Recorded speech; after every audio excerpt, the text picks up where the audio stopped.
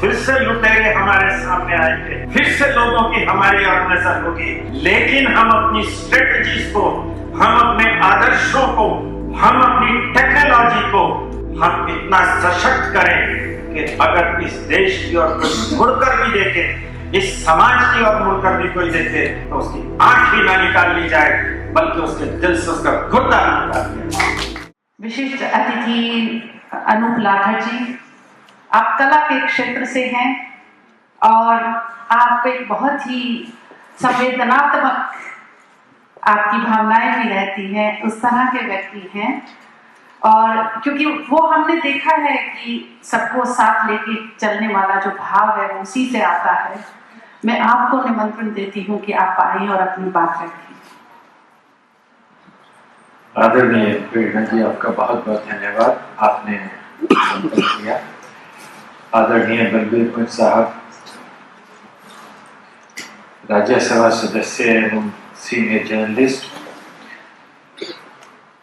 मुझे सौभाग्य है कि मैं मंच आपके साथ शेयर कर रहा हूँ।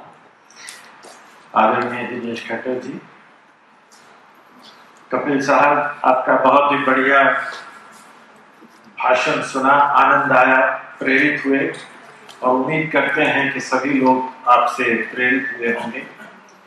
श्री मान्यवर तिवारी जी, सीमा जी, सभी मान्य दर्शकगण, छात्र एवं छात्राएं, दोस्तों, वैसे तो मेरा विषय सांस्कृतिक रहता है सदा, क्योंकि जैसा आप उसमें रहते हैं वैसे ही आपकी वार्ता होती है, वैसे ही चर्चा होती है, वैसे ही आपकी सोच होती है। मैं सारे युवाओं में ही काम किया है, तो इसीलिए युवाओं के लिए एक चिंतन भी मन में रहता है। भाषा सबसे पहले सुदृढ़ रहना और भाषा का सशक्त होना किसी भी देश, जाति, धर्म, सबके लिए अति आवश्यक, सबसे परम आवश्यक।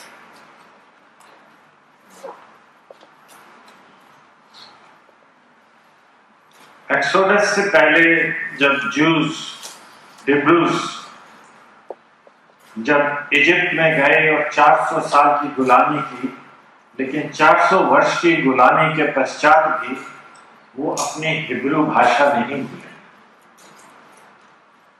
सिर्फ याद था तो एक मैसेंजर आना है, और वो मैसेंजर मोसेस आया, तो उसके साथ वो अपने देश इजराइल फिर से लौटा।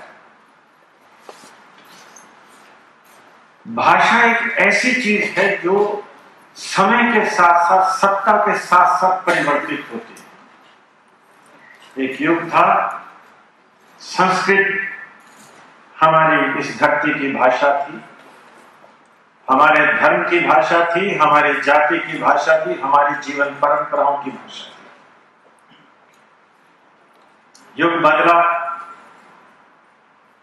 कभी तुर्की की संभावना हुई तो कभी पर्शियन की संभावना हुई, प्राकृत भी गया और धीरे धीरे मिलकर पैदा हुई उर्दू भाषा आ गई।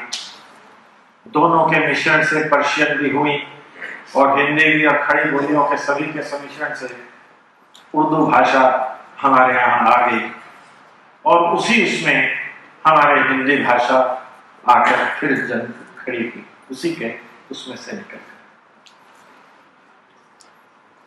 लेकिन इसके साथ साथ क्या परिवर्तन आया, वो बड़ा महत्वपूर्ण है। मैं किसान परिवार में पैदा हुआ, जाट परिवार में पैदा हुआ, फिर आर्य समाजी परिवार में पैदा हुआ, तो करेला और नीम चढ़ा। यानी कि जो धर्म में आपने कहीं चारों तरफ से सुना भी हो, तो वो भर्त्सना भाव से, कंडेमनेशन से, जो एक आर्य समाज का एक मुख्य वो रहा है, कंडेमनेशन। तो जो आता भी था वो भी भूल गए, और जो देखा था वो भी समझ नहीं आया। और मैं मतलब बहुत से हमें मंत्र होते बचपन से, ओम पशु ब्रह्मवर्चस्से नानाधीन समेत है इदमग्नानि धात्वे से पूरा पढ़ जाते, लेकिन अर्थ किसी का नहीं पता। आप में से भी ज्यादातर नौजवान बच्चे होंगे गायत्री मंत्र पढ़ते हैं, ओम भूर्भुवः स्वः तत्सवितुर्वरेण्यं भर्गो देवस्य धीमहि धियो यो न प्रचोदयात्, लेकिन हमें उसका अर्थ नहीं पता।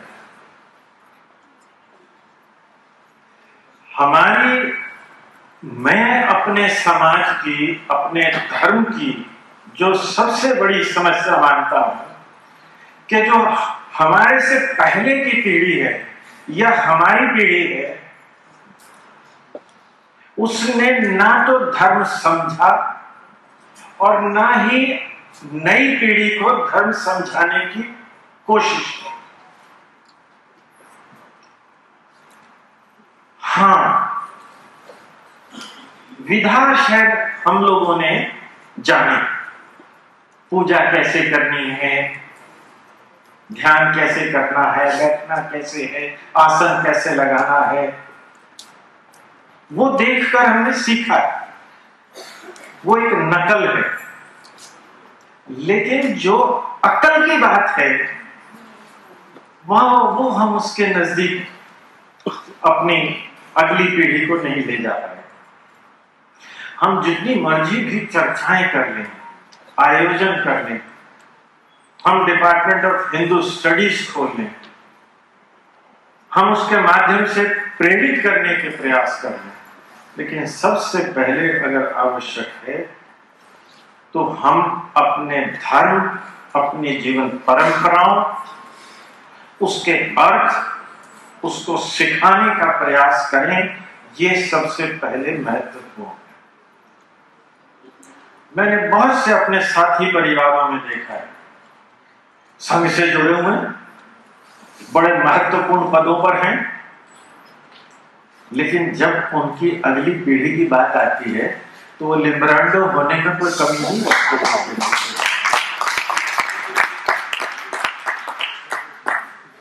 और उन्हें समझ भी नहीं आता बुजुर्गों को, उन हमारी पीढ़ी के लोगों को, कि ये हो क्या रहा है। वो पुरानी कहावत है, बुरा ना माने, लेकिन कहते हैं कि जिसकी लड़की भाग जाती है सबसे अंत में उस परिवार के पिता को पता लगता है। वो ही सबसे अंतिम व्यक्ति होता है कि जिसको वो सूचना मिलती है, वरना सारे समाज को मालूम होता है। मेरी बात को अन्यथा ना लें, मैं अर्थ समझाना चाह रहा हूं, इसलिए वो समझने का प्रयास करें। हम कहीं चले जाएं समाज के किसी भाग में, मेरे बहुत से पाकिस्तान में मित्र हैं, उसका दृष्टिकोण मित्रता का, और हम व्हाट्सएप ग्रुप्स के ऊपर होते हैं। हमारे बहुत से ऐसे मोर देन 100 व्हाट्सएप ग्रुप्स हैं जहां पर हम चर्चाएं करते हैं, और हमारा उन चर्चाओं में एक ही वो रहता है कि हम चर्चा जो करेंगे वो ऑडियो मैसेजेस भेजेंगे, व्हाट्सएप पे रिटर्न मैसेजेस कोई नहीं भेजेगा, तो वो चर्चा थोड़ा सा वाइब्रेंट भी हो जाता है। ज्यादातर हमारे यहाँ के लोग हैं वो धर्म पे चर्चा करते हैं,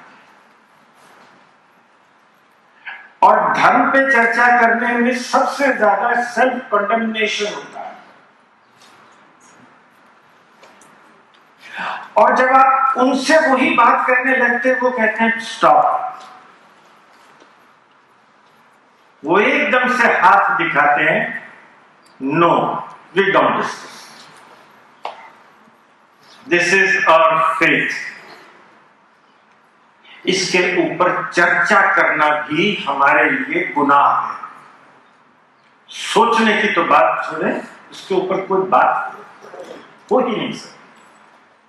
लेकिन हमारे बच्चे हिंदू धर्म है, भगवान है, नहीं है, साकार है, आकार है, निराकार है, किस तरीके के हैं, किस रूप में हैं, आप उनसे खुलकर कितनी देर चर्चा कर लीजिए। सब उनके अलग अलग रूप के स्वरूप के बारे में, प्रभु के हर एक के बारे में आप जो मर्जी चर्चा चाहें, जिस तरीके की भी चर्चा चाहें, आप गंदी चर्चा भी चाहें, आप अश्लील चर्चा भी चाहें, आप हर तरीके की चर्चा उनके सभी भगवानों के रूप में, उनके ऊपर, उनके अवतारों के ऊपर आप कर सकते हैं।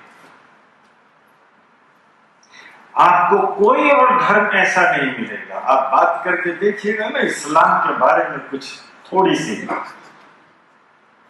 वो देखिए ना जर्नलिस्ट आज तक नूपुर घर से बाहर नहीं निकल पाए और हम उनको शक्ति भी नहीं दे पाए, हम उनको ताकत भी नहीं दे पाए। कैसा शर्मिंदा समाज है। हम खड़े होकर सामने बोल भी नहीं पाते। कौन है हमें रोकने वाला? कोई भी तो नहीं है। हमने खुद को, अपने आप को उस बिलीफ में डाल लिया, अरे इससे बेहतरीन समाज और हो सकता है क्या? इस समाज से बेहतरीन वैल्यूज नहीं हो सकती। हम चर्चा करते हैं विवाह की, चलिए किसी भी विषय पे आप आ जाइएगा, लेकिन आप देखेंगे कि इस समाज के कितना ब्रॉडर दृष्टिकोण, साइंटिफिक दृष्टिकोण। आपने कभी इंसेस्ट रिलेशंस, कभी हिंदू समाज में, महाभारत में हर तरीके की कहानियां हैं, लेकिन इंसेस्ट रिलेशनशिप्स पे कभी नहीं। आप रामायण में पढ़ते हैं, कहीं भी इंसेस्ट रिलेशनशिप पे कोई कहानी नहीं।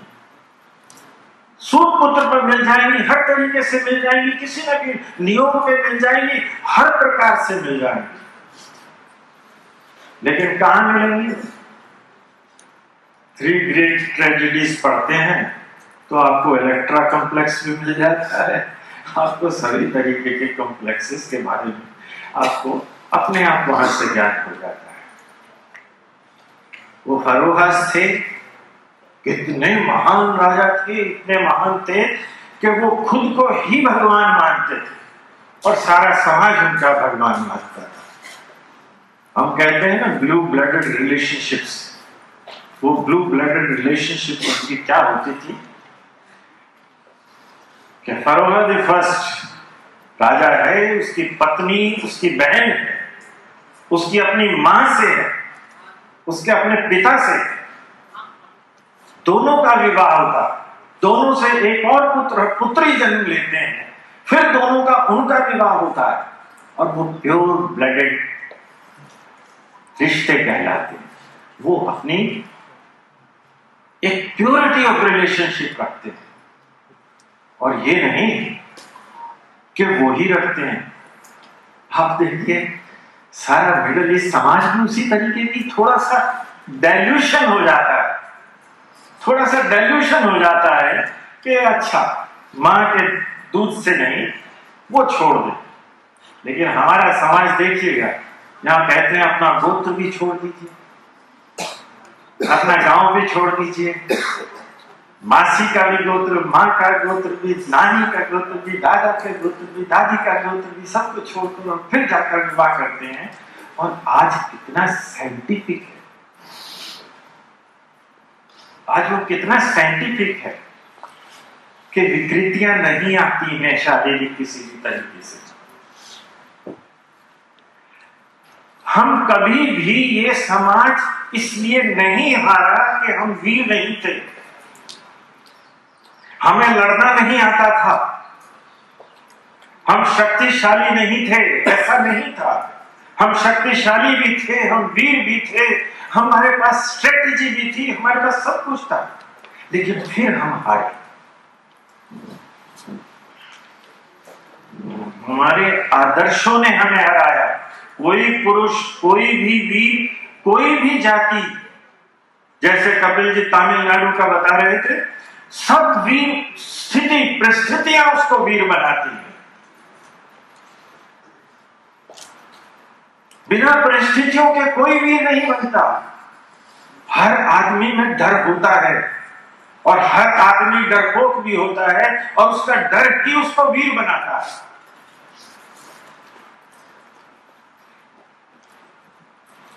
वो पठान आए थे, लंबे थे, तकड़े थे, वीर थे, लगता था हम कहते हैं कि उसके आगे हम तो मुकाबला ही नहीं कर सकते। अरे लंबा तकड़ा जो आदमी है वो तो तेजी से दौड़ नहीं सकता, हिल नहीं सकता, भाग नहीं सकता, वो वीर कैसे हो सकता है? उसकी जगह तो वो केरला का, तमिलनाडु का पतला सा जो शरीर का व्यक्ति है जिसमें बिजली जैसी स्फूर्ति है, वो उसके ऊपर से कूद कर निकल जाता है, तलवार चलाता है, उसके हाथ नहीं आता क्योंकि उसमें उसकी बिजली जैसी फर्क है। वीरता की कमी नहीं है, शारीरिक कमी नहीं है, आदर्श की कमी। और आदर्श की कमी कैसी है कि हम इतने ज्यादा आदर्श में घूम गए कि हमने उस आदर्श को ऐसा अपना लिया कि हम अपना आदर्श नहीं छोड़ेंगे। शाम का समय होगा तो हथियार डाल देंगे, रात का समय होगा तो हथियार नहीं उठाएंगे। सामने के व्यक्ति ने हार मान ली तो उसके ऊपर हथियार नहीं उठाएंगे। हमने 10 तरीके के ऐसे आदर्श बना लिए कि हार मान ली तो मान ली, बस एक बार कह दे कि मैंने हार मान ली, मुझे माफ करो, जाओ, माफ किया, आदर्श है। हमने ज्यादातर युद्ध या तो आदर्श के उससे हारे हैं, या स्ट्रेटेजी के उससे हारे हैं, या टेक्नोलॉजी के उससे हारे हैं।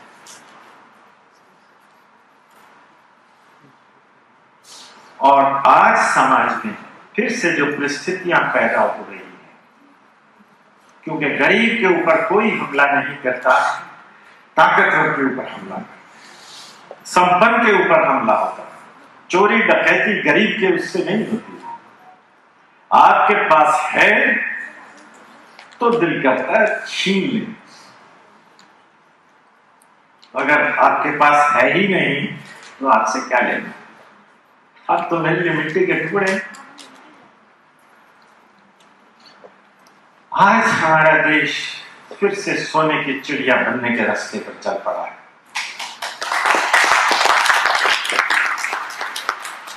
और क्योंकि उस रास्ते पर चल पड़ा है, माननीय प्रधानमंत्री नरेंद्र मोदी जी भी 2047 में कह रहे हैं कि हम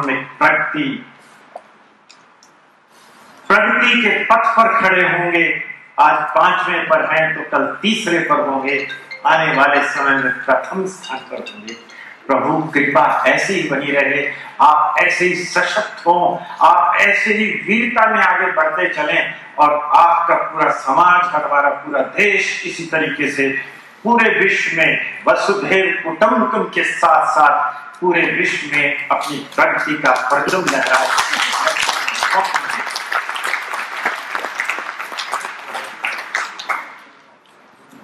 लेकिन इसीलिए और ज्यादा जरूरी है कि अपने आप को अब ऐसा ना हो कि हम फिर से सोने की चिड़िया बनने जा रहे हैं, फिर से खतरे सामने आएंगे, फिर से लुटेरे हमारे सामने आएंगे, फिर से लोगों की हमारी और नजर होगी। लेकिन हम अपनी स्ट्रेटजीज को, हम अपने आदर्शों को, हम अपनी टेक्नोलॉजी को हम इतना सशक्त करें कि अगर इस देश की ओर कोई मुड़कर भी देखे, इस समाज की ओर मुड़कर भी कोई देखे, इस हिंदू की तरफ भी मुड़कर भी कोई देखे, तो उसकी आंख ही ना निकाल ली जाए बल्कि उसके दिल से उसका गुर्दा भी निकाल दिया।